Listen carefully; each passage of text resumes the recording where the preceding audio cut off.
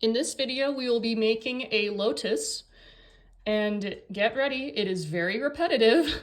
And also you might notice I got an extra big piece of paper on the off chance that will make it a little easier, but we'll find out, won't we? So let's start with the white side up. Let's fold it in half regular way.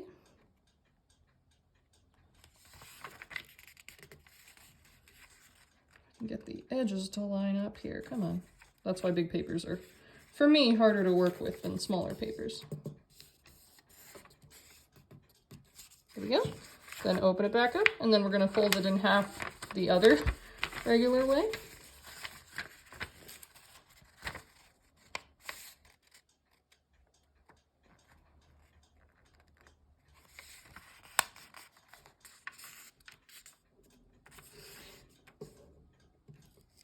There we go.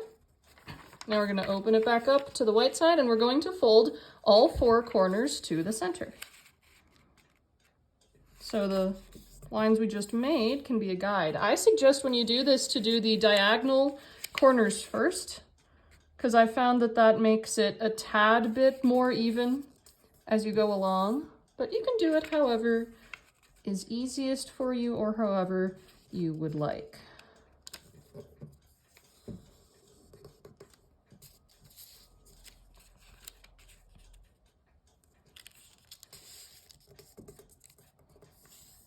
Wow, just for fun, I want to see if it's now, yep, it's now a normal paper size. Okay, so now what we're going to do is we're going to fold all four corners to the center again. So, like I say, so you can use the previous edges of the paper as the guiding point for this.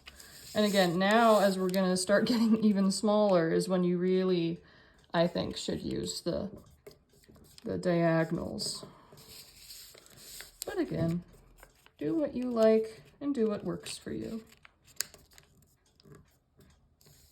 Wow, this is going well.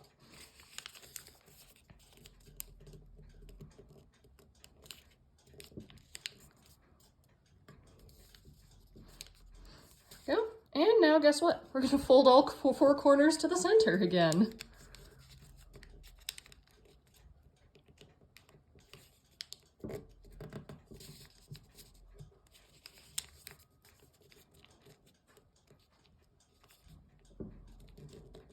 So in case you're wondering, we're going to end up with two visible sets of petals and one set of kind of almost the lily pad, but not really.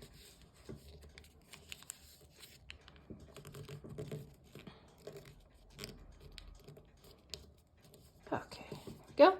Now what we're gonna do is we're gonna flip this whole thing over, and you guessed it, we're gonna fold all four corners to the center, yay!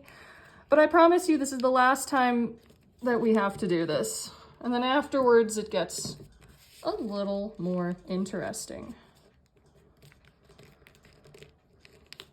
Now you can see the paper is now really, really thick. So if you want recommendations and don't have, you know, snazzy paper, you can use notebook paper because it's very thin, but it doesn't rip. Because I've discovered that sometimes the thick paper, once you get to the next step, it likes to rip, which is no fun. Because then your lotus has a hole in it and nobody likes that. Or at least I don't.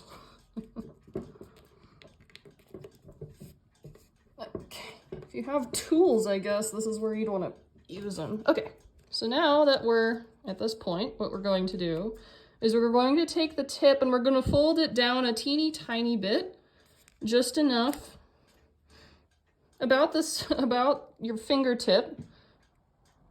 And all this is going to do is this is going to hold down the next steps. And you're going to do this on all four corners. This part is much easier with big paper. I will give it that.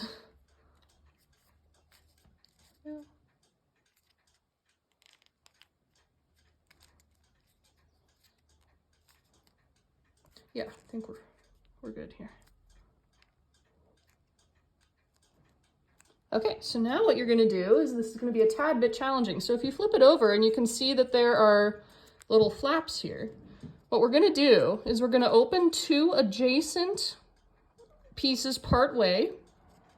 we're going to take the flap that's between them, we're going to bring it up, and we're going to press down like this along the inside so that it looks like this. So now what we're going to do is we're going to close it back down and kind of gently press it. And so now you can see we have our first little petal. And you can see the stuff that we did before is going to hold down the paper and prevent it from falling apart, because that happens more on smaller pieces of paper. So now let's do the same thing, and we have to do that 3 more times. So let's do these 2. Like I said before, bring the flap and then kind of flat and kind of create a little crease here. There we go, and then close it back down like this. And I kind of like to push the petals in like so.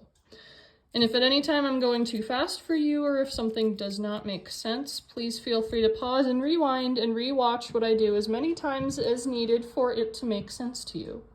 So now let's do it this side. I'll do it a little faster since we've done it before.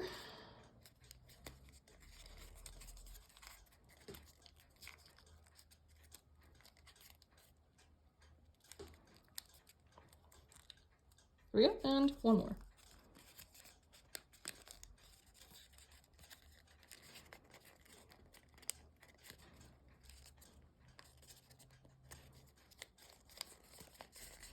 And this, you might have to press it a little farther down so that the middle portion that's holding the paper in doesn't take too much paper, because then otherwise the petals will be kind of small. So there we go, we have our first layer of petals. So now, if you look at the bottom, you can see there's actually more little flaps. So what you're going to do is actually going to take these and you're going to very gently peel them up toward the others, and the challenge here is to not rip them. Some paper will automatically rip because it's weak and isn't really, conducive to this kind of thing. But if you're careful, you can avoid rips. So, you don't have to go as fast as I'm going by any means, but just be careful is the bottom line here. I remember the first ones of these I made, I ripped the heck out of it, but also I had terrible paper when I first made these. So it just ripped in half. So now I'm going to do the third one. There you go. This paper is also kind of weird and it's really tight looking, which is kind of interesting. Other paper I have isn't this tight, but that's okay. There we go. And there we go. We have all 8 of our petals up now. So you'll see the last step that we have to do here is we just have to take these little guys and pop them out. These are not going to fold up. They will rip because they are now single layers. So basically and I just ripped it. What you're gonna do is you're just gonna bring it out until it's flat and just flatten it out like this. So same thing on this side. Again, try not to rip these if at all possible, but if it does rip, the world isn't gonna end. That is a promise. Oh. Another one of mine just ripped. That's okay. No one's gonna notice. And there we go. And with that, we have our completed lotus. Look at that. This is not the most even lotus I've ever made by any means. Mostly because, again, this paper is kind of weird. But nonetheless, it is very pretty. And this is just a fun and beautiful flower that you can make. If yours doesn't look exactly like mine, that's okay. It might even look better. I don't know. And if it's your first time making this, I'm sure it looks great for your first time. And as always, thank you so much for joining me.